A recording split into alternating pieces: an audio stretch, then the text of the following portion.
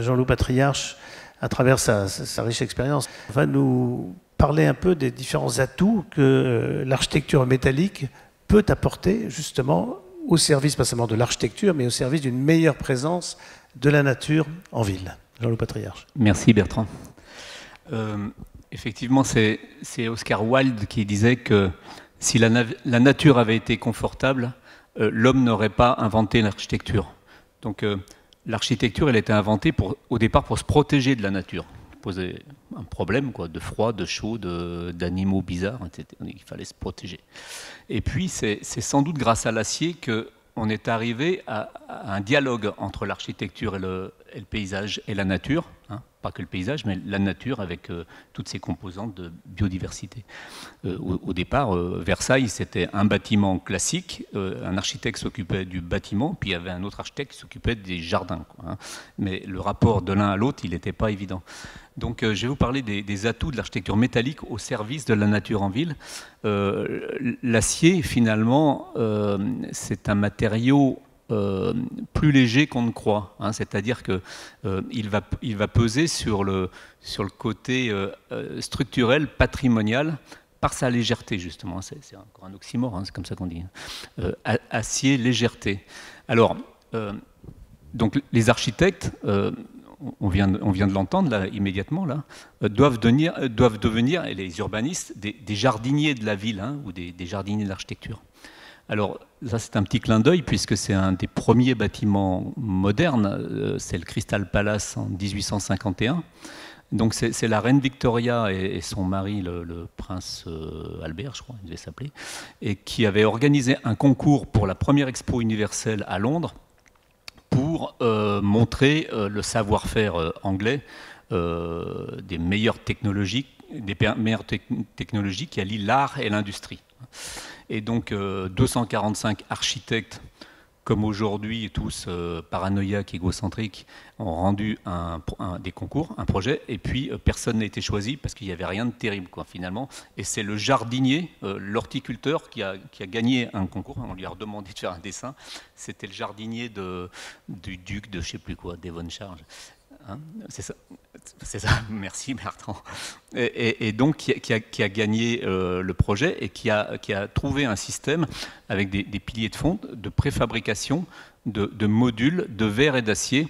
Et ça a été parce que lui, il avait l'habitude de faire des serres dans les jardins de son patron, et du coup, il a pu construire ce projet-là. Donc ça a été le début de l'acier comme élément de dialogue avec la nature. Après, bien entendu, c'était à Paris le jardin d'hiver du Jardin des Plantes, hein, et il y en a eu plein d'autres comme ça. Donc l'acier, c'est un matériau de confiance aussi. C'est un matériau de confiance, c'est-à-dire que quand on tend un câble, quand on tend un tube, on va pouvoir grimper dessus, on va pouvoir s'accrocher, s'en servir de tuteur, hein. Donc la tige métallique qui soutient la croissance d'une plante, c'est avec de l'acier. Bien sûr, on sait faire des tonnelles en bois, etc. Mais très vite, on s'aperçoit que ça se casse la figure. Ça, c'est solide. Ça, c'est vraiment le côté solide de l'acier. L'acier, c'est un élément structurel aussi qui met en scène le paysage. Donc, si on revient sur le sujet des serres, serre, ça vient de serrare, c'est-à-dire serrer, dans le sens contenir, hein, dans le sens contenir. Donc, la serre, elle contient. Donc, si on voit les petits schémas en bas, donc on a la maison, hein, qui était, comme Oscar Wilde l'avait dit, qui se protège de la nature, mais après la serre, elle englobe la nature. Ensuite, de là, de la serre, on se dessert, et puis on crée la marquise, l'auvent, la véranda, l'oriel ou le bow window, et le balcon suspendu, hein, voilà. Donc l'acier nous sert aussi de prolongement, de promontoire, d'éléments architecturaux, de dialogue avec la nature. Donc, pour revenir à des exemples concrets, je vais présenter justement une partie de nos bureaux qui est faite sur pilotis, effectivement, dans les Alpes françaises. L'acier est un libérateur et générateur de possibles. Il y a des choses que l'on peut faire en acier qu'on ne pourrait pas faire autrement dans la nature. Donc ici, c'est un terrain proche du lac du Bourget, qui est une zone inondable et inondée très souvent. C'est-à-dire qu'il y a vraiment de temps en temps un marnage de presque 1 mètre de haut. Et donc ce terrain n'avait pas été utilisé ni commercialisable parce qu'il était à un niveau trop bas pour la construction. C'était sur l'emprise d'une ancienne base militaire, aérienne pour les hélicoptères, et puis les militaires avaient oublié de remblayer cette partie-là de terrain, mais ça restait une zone entre guillemets constructible d'un point de vue administratif, parce que c'était dans une ZAC, mais le terrain était trop bas. Du coup, le coût de la surélévation du terrain était plus élevé que le prix de vente du terrain. Du coup, on a proposé, nous, une solution qui n'a pas besoin de relever le terrain, donc c'est de construire sur pilotis.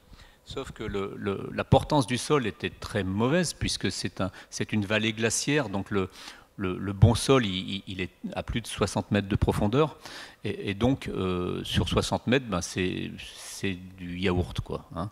Et par contre, les premiers 50 ou 60 cm, ben, c'était un peu mieux que du yaourt, c'est de la semoule, hein, pour faire simple.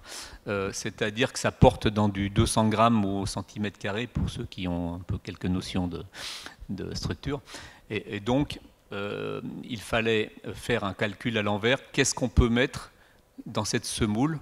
Et donc, on pouvait mettre un bâtiment à un seul niveau, à condition qu'il soit construit en acier. Et ça nous a permis ce dialogue avec la nature. On a fait des skis, puisque chez nous, dans la poudreuse ou dans la neige molle, on a des skis, ça marche toujours. Donc on a fait la même chose, on a posé des skis presque en surface, et on a monté ces piliers en acier galvanisé. Et les bâtiments sont là depuis 2003, n'ont pas bougé, et dialoguent constamment avec la nature. Et ça a permis d'utiliser cette parcelle-là sans perturber le biotope et la biodiversité, parce que même pendant le chantier, les canards circulaient dessous. Et quand l'eau monte, on les voit circuler dessous, là, c'est très rigolo. Et il y a plein de nichoirs qui se sont mis dessous, plus que des chauves-souris, quoi, plein d'oiseaux, etc. Et donc, il y a un dialogue aussi avec le monde animal. Voilà, ça vous donne. Il y a des canaux qui sont faits là pour que l'eau circule librement, et ça marche bien. Alors, après, l'acier, comme on l'a vu sur nos petits schémas tout à l'heure, nous sert aussi à pouvoir accrocher plus qu'une jardinière, c'est-à-dire de la vraie nature, c'est-à-dire des 4 mètres par 4 mètres, 2 mètres de haut de terre pour pouvoir planter un vrai arbre, récupérer l'eau de pluie des toitures pour l'arrosage, etc., stocker de l'eau, parce que récupérer de l'eau de pluie, c'est bien, mais il faut qu'il pleuve, donc il faut qu'on puisse stocker de l'eau, et ça fonctionne bien. Si on n'a pas l'acier, on ne sait pas faire ça, par exemple. Ensuite, on s'est dit, qu'est-ce qu'on peut faire d'une serre agricole?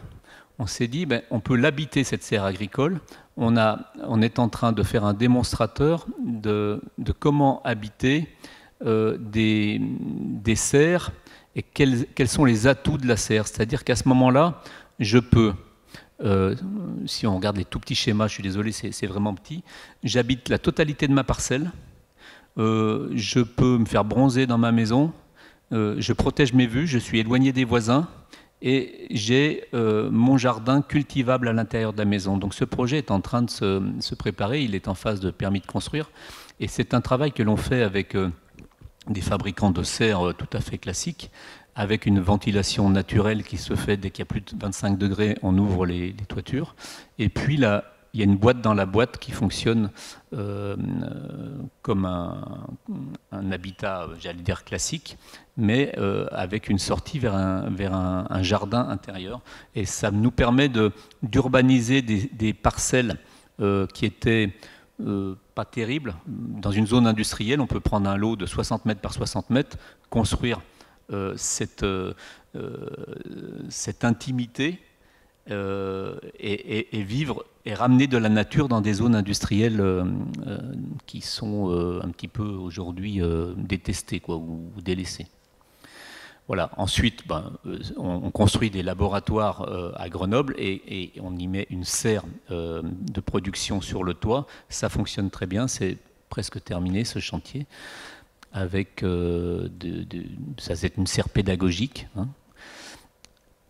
Et alors, voilà, on travaille donc les pieds sur terre et la tête en l'air, c'est-à-dire qu'on voit le houseboat dans le premier petit schéma, là. Ensuite, on montre les serres habitées. Ensuite, l'île Ogéen, c'est l'endroit où on a vu ces balcons qui sont greffés sur le silo à voiture. Le M8, donc la serre qu'on vient de voir ici pour le laboratoire à Grenoble. Et puis, on est en train de mettre au point des maisons flottantes qui ne peuvent se faire qu'avec de l'acier. C'est-à-dire qu'on a des barges en acier, une structure en acier, et à Bordeaux, on vient de remporter une compétition pour poser 8 bâtiments flottants pour un hôtel, des bureaux et une salle de cinéma petite échelle de ce type-là, dans les bassins à flot à Bordeaux. Et donc ça peut se faire qu'avec de l'acier. Donc l'acier était vraiment un matériau qui nous permet vraiment ce dialogue avec la nature, alors que tous les autres matériaux étaient plutôt là pour nous protéger de la nature. Merci Jean-Loup Batriard. Je vais vous montrer à travers ces quelques exemples, mais exemples bien choisis, que cette valeur ajoutée que l'acier apporte. Houseboat, c'est un projet qui a été construit il y a 20 ans, et je trouve qu'il a gardé d'ailleurs toute sa fraîcheur.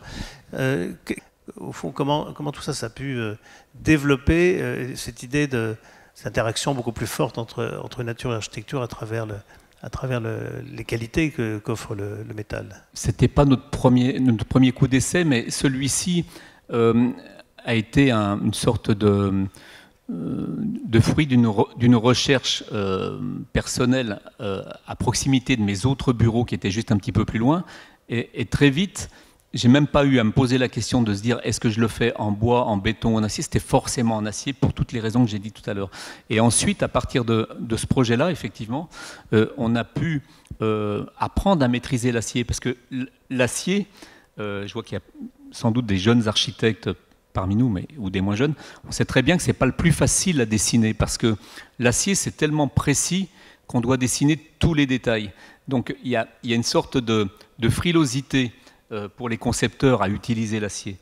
Mais je vous promets qu'une fois que vous avez fait cette première expérience et que vous avez compris comment on peut assembler ces éléments qui sont tous comme du mécano, pour ceux qui ont eu des mécanos quand ils étaient petits à Noël, c'est vraiment des éléments que l'on peut assembler et c'est ça qui fait la beauté du dessin et la beauté de l'architecture. Et en plus, qui vont tout à fait dans le sens de la responsabilité écologique, puisque l'acier, s'il est très mal noté d'un point de vue carbone, puisque ça coûte pas mal d'énergie pour l'extraire et pas mal d'énergie pour le fabriquer, hein, faut de la chaleur énormément, mais après, vu qu'il est inerte, déjà il ne pose pas de problème à la santé, on peut le respirer, pas de problème, il est inerte.